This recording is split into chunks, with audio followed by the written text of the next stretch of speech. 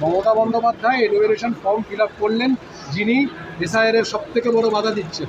উনি সব কিছুই করেন, আবার কিছুই করেন না।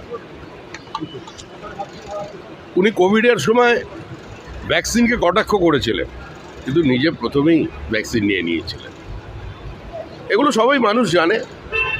তবে এসআইআর একটা সাংবিধানিক প্রক্রিয়া, ভোট শুদ্ধিকরণের কাজ চলছে। সারা দেশের মানুষ এতে অংশগ্রহণ করেছে, সমস্ত রাজনৈতিক দল সহযোগিতা করছে। বিরোধিতা তো থাকে, রাজনৈতিক দলে একে অন্যের বিরুদ্ধে আক্রমণ তো করবেই, কিন্তু যেখানে national interest, national security compromise হয়ে যাচ্ছে, র্যাডিক্যালাইজেশনকে বাধা দেওয়ার প্রশ্ন আসছে, আমাদের গোটা পশ্চিমবঙ্গের সীমানাটা ধীরে ধীরে একটা বদলের দিকে যাচ্ছে। তো সেক্ষেত্রে মুখ্যমন্ত্রীর কাছ থেকে যেটা প্রত্যাশা করার ছিল, সেটা হয়তো মানুষকে তিনি পূর্ণ করতে পারেন, যার জন্য মানুষও সিদ্ধান্ত নিয়ে ফেলেছে, আর নয়। কালকে মুখ্যমন্ত্রী বক্তব্য রাখার পর দেখা গেল যে মহিলাদের বিক্ষোভ স্পেশাল অবজারভারকে ঘিরে সাউথ চব্বিশ পরগনা শ্রী মুরুগান যদি রোল অবজারভার ছিলেন, ফলতায় গিয়ে মহিলাদের বিক্ষোভের মুখে পড়েছেন। আর মঞ্চে মুখ্যমন্ত্রী বলছেন যে নাম বাদ দিলে রান্নার যে সরঞ্জাম মা বোনেরা রেডি রাখবেন, সামনে আপনারা থাকবেন, পিছনে পুলিশরা। উনি স্বাধীনতা সংগ্রামী মনে করছেন নিজেকে। মুজিবুর রহমান ও দেশে ডাক দিয়েছিল, সেই বক্তৃতার নকল এখানে শোনা যাচ্ছে। যাই হোক, উনি চেষ্টা করে দেখুন।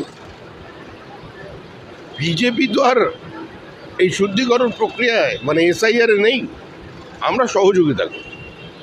উনি যদি সংবিধানকে চ্যালেঞ্জ করেন, তাহলে সংবিধানের কাস্টোডিয়ানরা কতক্ষণ পর্যন্ত সেটাকে সহ্য করবেন সেটাই দেখার। আপনি দেশের নিরাপত্তা চ্যালেঞ্জের মুখে পড়ছে বলছিলেন কিছুক্ষণ আগে। কাকদ্বীপে এক অনুপ্রবেশকারীর হদিশ মিলেছে, যিনি মিজোরাম থেকে মায়ানমার হয়ে এরা ঢুকে পড়লেন, কিন্তু কেউ টের পেল না। কিভাবে ঢুকলেন?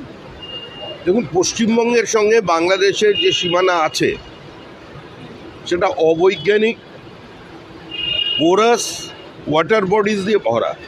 একমাত্র রাজ্য এই মুহূর্তে পশ্চিমবঙ্গ, যেখানে একটা বিস্তীর্ণ অঞ্চল, কাঁটাতারের বেড়া নেই। আর শুধু বেড়া দিয়ে রাখলে হবে না, এখানে কেন্দ্রর ফোর্স এবং রাজ্যের পুলিশের সঙ্গে যদি ঐক্যবদ্ধ কোনো প্রচেষ্টা না দেখা যায় এবং রাজনৈতিক ঐক্যমত্য যদি না থাকে, সর্বোপরি জনসচেতনতা যদি না থাকে, তাহলে অনুপ্রবেশ বন্ধ করা যায় না। ওই একজন দুজনকে নিয়ে কিছু গল্প তৈরি করছেন। এক সোনালী খাতুনকে নিয়ে তৃণমূল রাস্তায় নেমেছে, কিন্তু লক্ষ লক্ষ রূপালী খাতুন আজকে বিভিন্ন জায়গায় ছড়িয়ে আছে, তাদের হদিশ করতে পারছে না। আপনারা বলছেন যে লাখ লাখ অনুপ্রবেশকারী পশ্চিমবাংলায় ঢুকেছে, কিন্তু দেখা গেল হাকিমপুর বর্ডার থেকে মাত্র 3000 অনুপ্রবেশকারী। নাটো ওরা কেন যাচ্ছে কেউ জানে না। হয়তো যে কাজে এসেছিল কাজ শেষ হয়ে গেছে।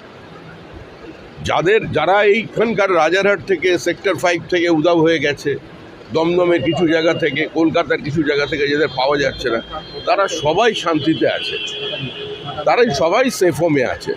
কোনো না কোনো জায়গায় তাদের রেখে দেওয়া হয়েছে। বিভিন্ন ধর্মান্ধ মৌলবাদী সংস্থা সক্রিয় আছে পশ্চিমবঙ্গে, এবং এটা একটা সুদূর প্রসারী চক্রান্ত, আন্তর্জাতিক চক্রান্ত। আর বুঝে না বুঝে বা শুধুমাত্রই ভোটের জন্য বর্তমানের আমাদের পশ্চিমবঙ্গের রাজ্য সরকার এখানে কম্প্রোমাইজ। 58 লক্ষ বাদ হলো এসআইআর এ, অবশেষে 58 লক্ষ বাদ হলো। কালকে ফাইনাল লিস্ট। আর রাজ্য বিজেপি সভাপতির প্রতিক্রিয়া কি থাকবে? এখনো পর্যন্ত আমরা তো চাই ভারতবর্ষের মানুষ ভারতবর্ষে ভোট দিক, পশ্চিমবঙ্গবাসী যারা এদেশের বাসিন্দা তারা ভোট দিক। এবার সেখানে কজন নাম বাদ গেল, কজন নাম জুড়লো, এটা তো কোনো আলোচনার বিষয় না। তবে দেখতে থাকুন, এখন তো 1 মাস সময় আছে, আগে কি